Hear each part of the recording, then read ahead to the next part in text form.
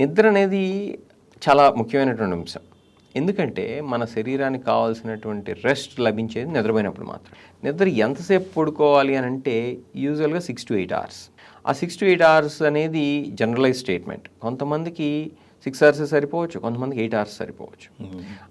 అది మనకి ఎంత సెట్ అవుతుంది అనేది మన బాడీని బట్టి తెలుస్తుంది అనమాట మనకి. ఇది కూడా మనం సరైనటువంటి టైం పడుకోవాలి. నేను పడుకుంటానని చెప్పి 2 o'clock పడుకొని 2 to 10 పడుకుంటే అది సరిపోదు. అదేంటండి అంటే మనకి బాడీలో ఏ హార్మోన్ ఎప్పుడు సెక్రెట్ అవ్వాలనేది ఆ టైం బట్టే ఉంటుంది. 10 కల్లా కొన్ని హార్మోన్స్ క్వైట్ అయిపోతాయి, కార్టికోస్టెరాయిడ్స్ లాంటి, గ్రోత్ హార్మోన్ లాంటి రిలీజ్ అవ్వడం స్టార్ట్ అవుతాయి.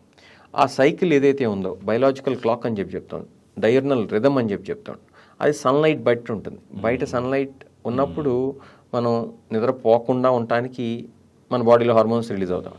మనం రాత్రి పడుకున్నప్పుడు బయట సన్లైట్ ఉండదు కాబట్టి కొన్ని హార్మోన్స్ అనేది క్వైటన్ అయిపోతాయి, కొన్ని హార్మోన్స్ అనేది ఎక్కువగా రిలీజ్ అవుతాయి. సో మన శరీరాన్ని చాలా చక్కగా గాడ్ అనుకోండి, నేచర్ అనుకోండి, నిర్మాణం చేశారు. మనం దాన్ని ఏంటంటే వీళ్ళనంతగా చెడగొడుతున్నాం.